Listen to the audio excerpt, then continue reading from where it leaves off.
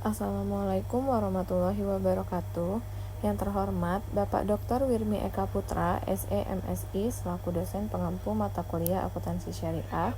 Pada kesempatan kali ini, saya Eliana Ika Septiani dengan NIM C1C022131 akan mempresentasikan materi mengenai akad istisna. Akad istisna adalah akad jual beli dalam bentuk pemesanan pembuatan barang tertentu dengan kriteria dan spesifikasi yang telah disepakati antara pihak pemesan atau mustasni dan produsen atau sani. Barang yang dipesan itu belum tersedia pada saat akad tersebut dilakukan dan akan diproduksi di kemudian hari oleh pihak produsen baik secara langsung maupun melalui pihak ketiga. Pembayaran akad istisna itu dapat dilakukan dengan cara dicicil, tunai, atau dibayar di akhir pada saat barang tersebut diserahkan. Istisna berbeda dengan akad jual beli yang biasa karena barang tersebut belum ada pada saat akad istisna disepakati.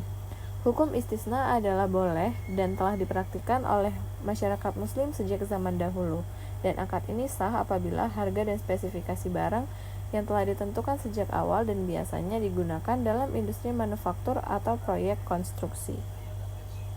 Akad istisna terbagi menjadi dua jenis utama.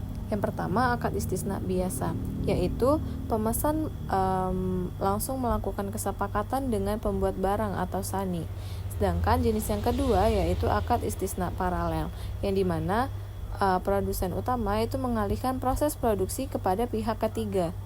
Dalam istisna paralel ini, akad antara pemesan dan pembuat utama itu terpisah secara hukum dengan akad antara pembuat utama dengan pihak ketiga.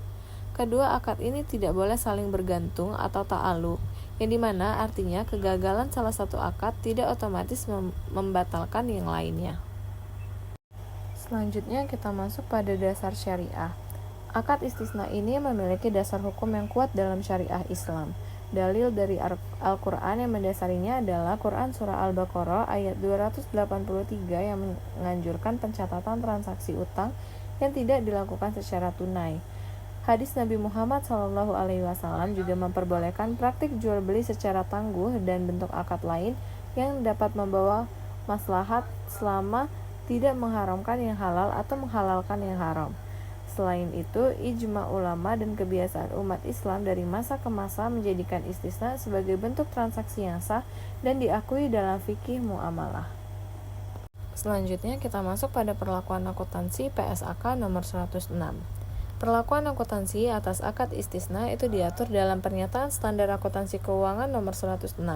Bagi penjual, pengakuan pendapatan itu dapat menggunakan metode persentase penyelesaian atau metode akad selesai. Biaya perolehan dalam akad istisna terdiri dari biaya langsung seperti biaya bahan baku dan tenaga kerja, serta biaya tidak langsung seperti biaya akad dan biaya overhead. Pendapatan dan margin itu diakui sesuai dengan tingkat penyelesaian proyek. Apabila akad bersifat tangguh, maka selisih antara nilai tunai dan nilai akad diakui sebagai pendapatan istisna tangguh. Jurnal pencatatan melibatkan akun aset dalam penyelesaian, piutang, kas, dan pendapatan. Penyajian dan pengungkapan mencakup informasi rinci terkait metode, termin, piutang, dan kewajiban sesuai dengan PSAK nomor 101 tentang penyajian laporan keuangan syariah. Sementara itu, bagi pembeli, aset istisna dalam penyelesaian dicatat sebesar nilai tagihan dari penjual dan diakui sebagai utang. Jika pembayarannya bersifat tangguh, maka selisih nilai dicatat sebagai beban tangguhan yang diamortisasi selama masa pelunasan. Apabila terjadi keterlambatan atau barang tidak sesuai dengan spesifikasi, maka pembeli dapat menuntut pengurangan nilai atau mencatat kerugian dan piutang kepada penjual. Dalam laporan keuangan, pembeli juga harus menyajikan rincian utang dan aset istisna dalam penyelesaian serta pengungkapan sesuai dengan ketentuan PSAK nomor 101 tentang penyajian laporan keuangan syariah. Yang terakhir terdapat ilustrasi kasus yang dimana beberapa ilustrasi kasus ini diberikan untuk memperjelas penerapan PSAK nomor 106. Kasus yang pertama menunjukkan penggunaan metode persentase penyelesaian dengan pembayaran tunai, di mana pendapatan dan margin diakui secara bertahap sesuai dengan kemajuan proyek. Kasus kedua adalah metode akad selesai, di mana seluruh pendapatan diakui saat proyek selesai sepenuhnya. Kasus ketiga melibatkan akad dengan pembayaran tangguh sehingga pendapatan dibagi menjadi margin tunai dan margin tangguhan. Ada juga ilustrasi tentang kerugian yang dialami oleh pembeli akibat keterlambatan atau cacat pada barang yang dipesan, yang dicatat sebagai kerugian atau piutang jatuh tempo kepada penjual. Ilustrasi ini memberikan gambaran tentang akad istisna dalam PSAK nomor 106.